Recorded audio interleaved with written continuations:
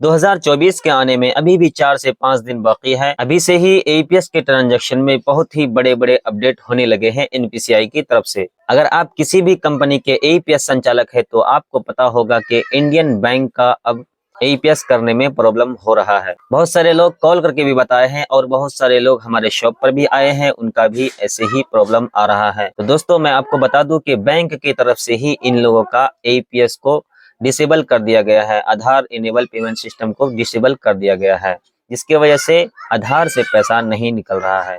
Maximum customer का ऐसा ही है दोस्तों। यहाँ पर मैं आपको जानकारी दे दूं कि सभी लोगों का एईपीएस डिसेबल नहीं किया गया है दोस्तों, कुछ लोगों का अभी भी चालू है। सिर्फ यहाँ पर 2 कैटेगरी के लोगों का डिसेबल कर दिया गया है। तो सबसे पहला कैटेगरी का ये है दोस्तों, जो कि हमेशा से ही एईपीएस से ही पैसे का ट्रांजैक्शन करता है, यानी कि बैंक में कभी भी जाकर के ट्रांजैक्शन नहीं करता है।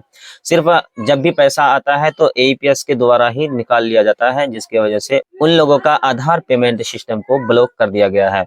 और दूसरे कैटेगरी के वो लोग हैं दोस्तों, जिन्होंने अभी तक कभी भी आधार से कभी भी पैसा निकाला ही नहीं है, यानी कि एईपीएस सिस्टम से कभी भी पैसा निकाला ही नहीं है, उन लोगों का भी ब्लॉक हो गया है। तो फ्रेंड्स मैं सबसे पहले बात करूं कि जो सबसे पहला कैटेगरी में आता है दोस्तों, उन लोगों का आधार इनेबल पेमेंट सिस्टम को ब्लॉक क्यों किया गया है, यानी कि उसका डिसेबल क्यों कर दिया गया है दोस्तों। उनका इस वजह से डिसेबल कर दिया गया है, वो मैक्सिमम जो है कि एईपीएस का ही यूज करते हैं और कभी भी बैंक वगैरह नहीं गए हैं दोस्तों। एक जैसे कि एक एईपीएस संचालक के पास हमने पैसा निकाला है और निकालते ही हैं, हमेशा से उसी के पास ही निकलते हैं। तो दोस्तों बैंक का ये मानना है कि हो सकता है कि इनके अकाउंट से कोई ना कोई छेड़छाड़ किया गया है, जिसकी वजह से वो हमेशा वहीं से पैसा निकलता रहता है। हो सकता है कि इसमें कोई फ्रॉड है, जिसकी वजह से आधार इनेबल पेमेंट सिस्टम को ब्लॉक कर दिया गया है। दूसरा कैटेगरी में ये लोग आते हैं जिनका कभी भी आधार इनेबल पेमेंट सिस्टम के द्वारा कभी भी ट्रांजैक्शन हुआ ही नहीं है दोस्तों। बैंक का ये मानना है कि इनको इस सिस्टम का कोई भी जरूरत नहीं है, जिसकी वजह से इनका भी डिसेबल कर दिया गया है दोस्तों। अगर इनको आप जो है कि किसी तरह से इनेबल करवाना चाहते हैं तो आपको सबसे पहले बैंक में जाना होगा, वहां पर जाके एप्लीकेशन भरना होगा कि मुझे आधार इनेबल पेमेंट सिस्टम का जरूरत पड़ता है और इन्हीं का ही पड़ते रहता है दोस्तों। इस पर जो है कि सभी बैंकों का और खास तौर से इंडियन बैंक का दोस्तों रूल्स एंड रेगुलेशन बनाया गया है कि आपको हर मोड से पैसा को निकालना होगा, ट्रांजैक्शन करना होगा, जैसा कि एटीएम कार्ड के द्वारा और जो है कि आधार इनेबल पेमेंट सिस्टम के द्वारा और जो है कि चेक बुक वगैरह, पासबुक वगैरह और जो है कि बैंक में जाकर हर तरह से आपको पैसा निकालना होगा, जब ही आपका जो है कि सही तरह से बैंक चलेगा।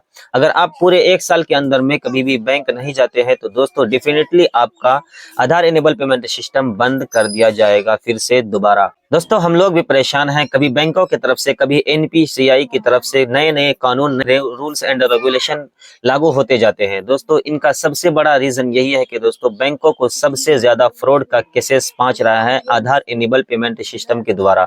इनसे ही सबसे ज्यादा फ्रॉड होता है, जिसकी वजह से एनपीसीआई को आए दिन नए नए रूल्स एंड रेगुलेशन को लाना पड़ता है। तो दोस्तों अगर आपका शॉप कुछ ऐसे लोकेशन पर है जहां पर इंडियन बैंक के कस्टमर बहुत ही ज्यादा है, तो अभी इंडियन बैंक ने पूरी तरह से आधार इनेबल पेमेंट सिस्टम को लॉक नहीं किया है दोस्तों, जैसे कि बैंक ऑफ बड़ौदा ने बिल्कुल ही लॉक कर दिया। एसबीआई में भी कुछ ऐसा ही प्रॉब्लम आया कि मोबाइल नंबर के बिना ट्रांजैक्शन नहीं होगा।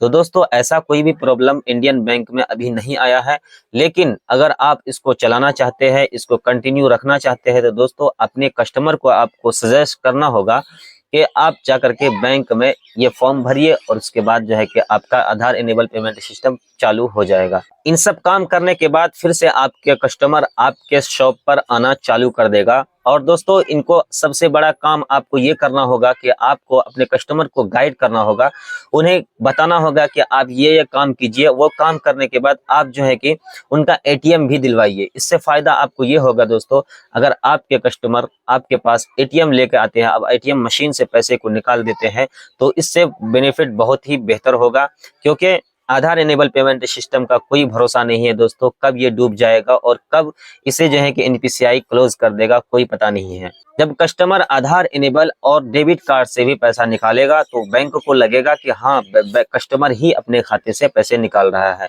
एक ही चीज से अगर निकालता ही रहेगा तो फिर से ये प्रॉब्लम आ सकता है। दोस्तों सबसे जरूरी बात यह है कि आपको कभी कभार बैंक में जाकर भी ट्रांजैक्शन करना होगा। अगर आप लोग नहीं कीजिएगा ट्रांजैक्शन तो फिर से ये प्रॉब्लम आ जाएगा।